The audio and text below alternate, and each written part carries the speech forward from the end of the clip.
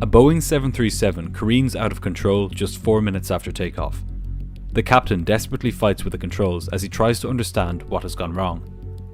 56 terrified passengers hang on for dear life as their plane plunges towards the ocean below.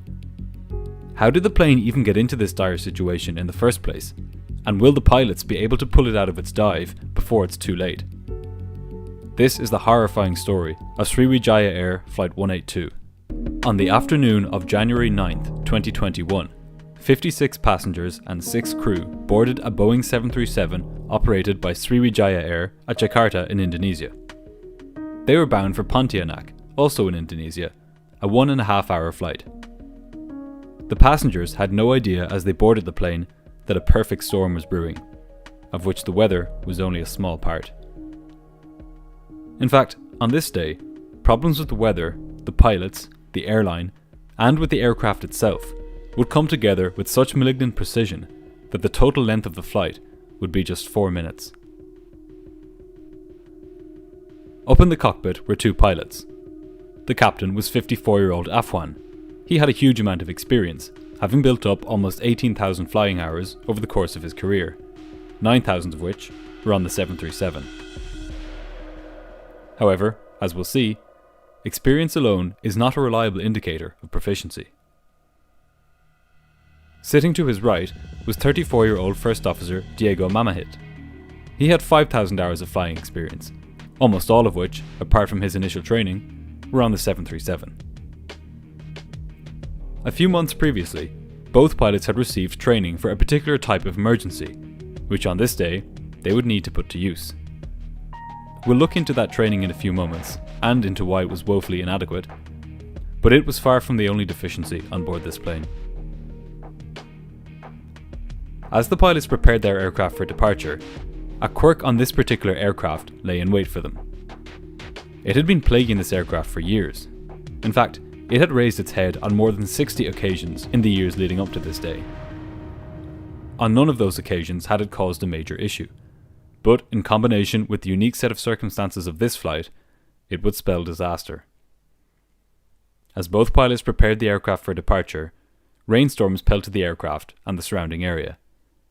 This was not a pleasant day for flying, but it was far from out of the ordinary for a Jakarta January.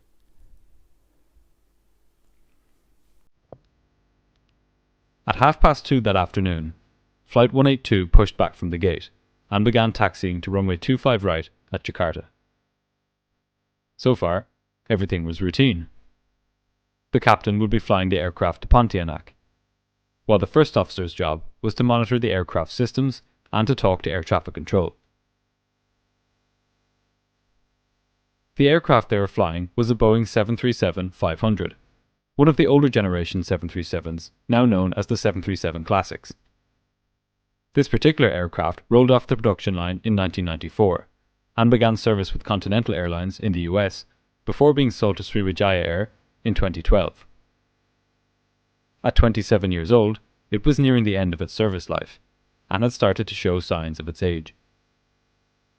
In an airline with good maintenance procedures, this would be no problem. But this was not one of those airlines. In a few short minutes, lackluster maintenance practices would put the plane's 62 occupants in grave danger. At 2:36 p.m., the captain pushed the engines to take off thrust, and the plane began accelerating down the runway. All was normal as the captain lifted his plane into the air and began climbing out to the west of the airport. As the plane climbed, the first officer contacted air traffic control, informing them that they were following their standard departure route. The controller cleared the crew to climb to 29,000 feet. This was good news for the pilots. The initial climb out is a busy phase of flight, and getting an unrestricted clearance to 29,000 feet would lighten their workload somewhat. As the plane passed through 1,800 feet, the captain turned on the autopilot and the auto throttle. The aircraft was now being flown completely by the autopilot. However, unlike the popular conception of the autopilot, it is not a smart machine. It has various modes with different levels of sophistication. Pilots move up and down these levels depending on the needs of the flight at any given time. but all of these levels require programming by the pilots themselves. And, importantly, they all require that the pilots keep an eye on the flight path. In this way, the autopilot functions as a kind of third pilot, who has the most basic role of flying the plane. While it's doing this, one pilot, in this case the captain, should be monitoring the autopilot, while the other, in this case the first officer, should be monitoring the captain. The purpose of autopilots is not to eliminate pilots from the loop, but to place them in a supervisory role. We're about to see what happens when pilots take this supervisory role too lightly. As the plane entered the clouds, the pilots relied fully on their instruments to tell them their position in space. One key instrument, which would play a crucial role on this flight, was the EADI, or Electronic Attitude Direction Indicator. It tells the pilots the position of the plane relative to the horizon. That is, whether the nose is pointing up or down, or whether the plane is turning left or right. As the plane turned northeast along its departure route, the pilots noticed some rough weather on their weather radar. They engaged the heading select mode of the autopilot and turned the plane away from the storm. They also engaged the vertical speed mode of the autopilot, which allowed them to dial in a specific rate of climb in feet per minute, which they wanted the autopilot to follow. And finally, they engaged the MCP speed mode of the autothrottle, which allowed them to select what airspeed the plane should be flying at. Now, something important happened. Something which had happened this very aircraft on dozens of occasions over the previous years. The pilots weren't telling the plane to climb particularly fast, or to accelerate all that much. And as a result of this, the autothrottle didn't need to demand as much power from the engines, so it began pulling the throttle levers back. However, the right-hand lever got stuck. It had been jamming on and off under similar circumstances for years. On about half of these occasions, the airline had dealt with this by having its engineers simply clean the electrical connectors in the autothrottle system. On other occasions, they had replaced suspected faulty components. But neither of these solutions had fixed the problem. This had not caused any serious issues on previous flights, but this time, things would be different.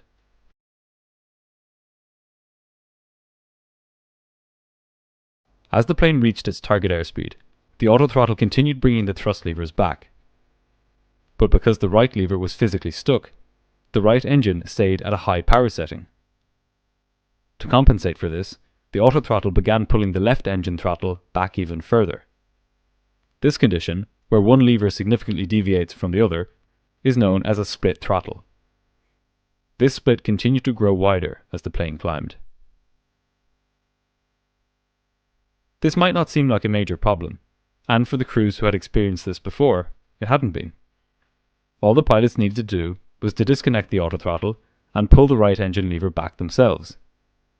It would require some force, as the lever was stuck, but they would be able to do it.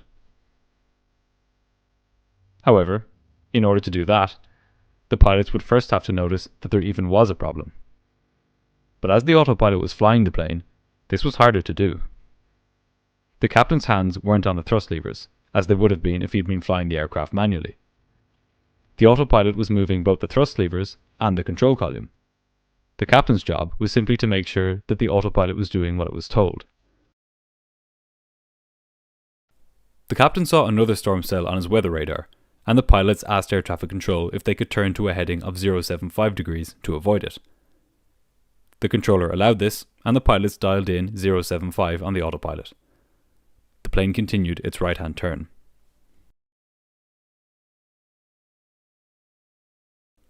All while this was happening, the left thrust lever was moving further and further back, while the right lever stayed stuck in the same place.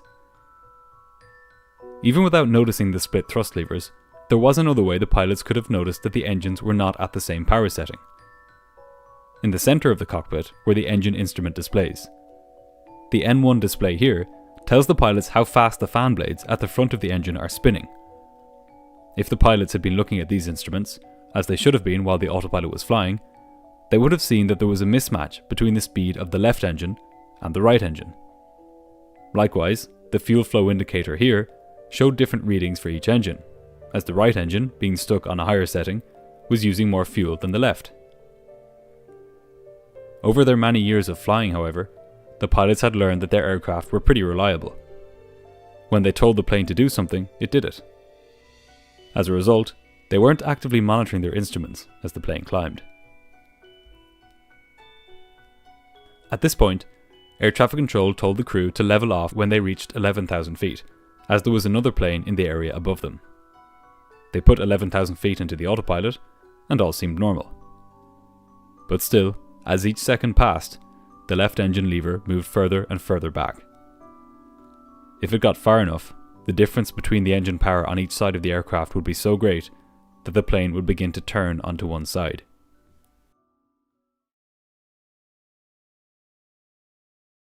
There had been ample time for the pilots to notice the emerging thrust asymmetry, but now, as it reached its greatest extent yet, their situation began to deteriorate. The left engine was now almost at idle thrust, while the right engine had not budged from the initial position it had been set at just after takeoff. But there was a system which could come to their rescue. Installed in the aircraft in the late 1990s was a system called the Cruise Thrust Split Monitor. It kept track of the position of each thrust lever and disconnected the autothrottle if they got too far apart. When the autothrottle disconnects, a warning sounds, which sounds like this. This alerts the pilots that the autothrottle is disconnected, and the idea goes, when they grab hold of the throttles, they notice the discrepancy between the two levers. However, on Flight 182, this didn't happen. The thrust levers were already at significantly different power settings, but the autothrottle stayed on. As it turned out, that system, the Cruise Thrust Split Monitor, requires a number of pieces of information in order to shut off in the event of split throttles. One of these is that the spoilers on one of the wings need to deflect a certain amount beyond their normal position. This is because such a deflection could only be the result of the aircraft trying to correct for the roll motion caused by the asymmetric thrust. In other words, when the two engines are at different thrust settings, they start to tip the aircraft over onto one side, and either the pilot or the autopilot will try to correct for this by turning the control column in the opposite direction, which raises the spoilers on one wing. This raising of the spoilers disconnects the autothrottle. This is what should have happened on this flight, as the spoilers on the right wing had gone well past the 2.5 degree deflection, which is supposed to disconnect the autothrottle. But on this aircraft, a faulty spoiler position sensor, or a misrigged actuator, meant that the aircraft didn't register a spoiler deflection value which was high enough to disengage the autothrottle. Basically, the computer just didn't notice that the spoiler was raised as high as it was. The Cruise Thrust Split Monitor was simply receiving falsely low readings from the sensor, and, as a result, the autothrottle stayed connected, and continued reducing the power on the left engine.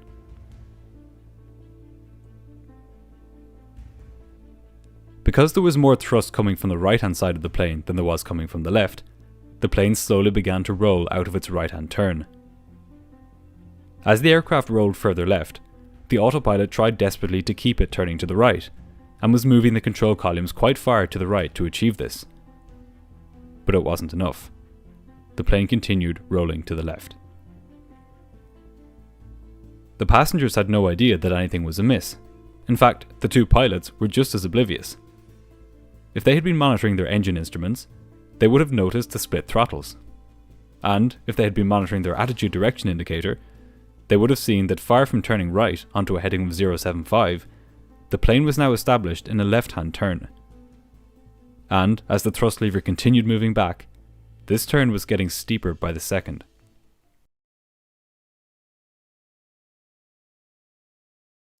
Air traffic control then told the pilots that they could now climb to 13,000 feet. The captain went to set this altitude on the autopilot, but just as he did, the aircraft rolled through 37 degrees of left bank, and the automated voice of the 737 warned the pilots. Bank angle, bank angle, bank angle. This startled the pilots. This was the first time they had noticed that anything was going wrong. The captain reacted immediately, but he made a critical mistake. He saw that the control column was turned to the right, and he knew that he had told the autopilot to turn right. So he assumed that the bank angle warning was in relation to an overly steep right-hand turn, when in fact, the opposite was true.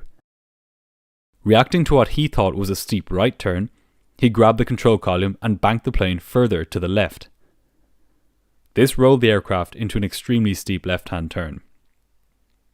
Within seconds, the plane was on its side, and it started to fall. The autothrottle disengaged, and the captain began wrestling with his aircraft as it entered a terrifying plunge. The pilots now found themselves in a life-and-death situation, where every second counted. Months previously, they had received training on how to recover from exactly this kind of situation. This is known as upset recovery training, and it had been mandatory in Indonesia since 2017. But for reasons we'll see in a moment, the training the pilots had received was woefully inadequate. And now, in a nosedive miles above the Java Sea, they found themselves completely out of their depth. The plane continued accelerating as it dove towards the ocean. The overspeed warning started to sound, telling the pilots that the plane was now travelling faster than it was designed to, and that it was in danger of being ripped apart by the force of the air. Everyone on board was being thrown about in their seats by the shifting G-forces as the plane twisted and turned towards the ocean. The first officer tried to bring the captain's mind to the training he had received, shouting, "Captain, Captain, upset, upset." But it was no good. The captain was still in shock from how quickly the situation had deteriorated. The one instrument which could save their lives was right in front of him, the electronic artificial direction indicator. By using it to determine the plane's position relative to the horizon, the captain would be able to level the plane's wings and bring it out of its terrifying dive. But he never did this. In fact, it was a full 10 seconds before the captain even noticed that the throttles were split. He correctly responded to this by pulling the right engine back to idle. But by this point, it was already too late. At 20 minutes to 3, just 4 minutes after takeoff, Flight 182 plunged into the Java Sea. All 62 people on board died instantly. A search and rescue operation was launched immediately after the accident, and within a few days, the cockpit voice recorder and flight data recorder were found. As their contents began to paint a picture of the sequence of events that led to the crash, Indonesia's National Transportation Safety Committee began to issue safety recommendations aimed at preventing a reoccurrence of this type of accident. Among these was a recommendation to Indonesia's Director General of Civil Aviation to develop guidelines for airlines on the delivery of upset recovery training to pilots. Despite this training having been mandatory since 2017, Indonesian authorities had not described in detail what it should entail, nor had they set any national standards for it. This meant that airlines were free to design this training more or less as they wished, which led to pilots receiving substandard training. The NTSC also recommended that Sriwijaya Air handle repeated defects like those that occurred in the right-hand throttle lever in a more systematic way, so that serious problems like this do not remain unfixed for extended periods of time. Just 11 days after the crash, the airline issued a notice to its pilots, urging them to actively monitor the aircraft's position, attitude, and the thrust lever position at all times. The crash of Flight 182 highlights how many things have to go wrong at so many levels for planes to crash. But it also highlights how interconnected those different levels are, and therefore how important it is that complacency does not take hold at any level. Not only do planes have to be well maintained, but aviation authorities have to provide clear and robust guidelines to airlines. Airlines have to provide high quality training to their pilots, and pilots have to follow that training. Flight 182 crashed because on that particular day in January 2021, numerous failings came together in just the wrong way. With the adoption of the NTSC's safety recommendations, we can hope that this kind of accident will never happen again.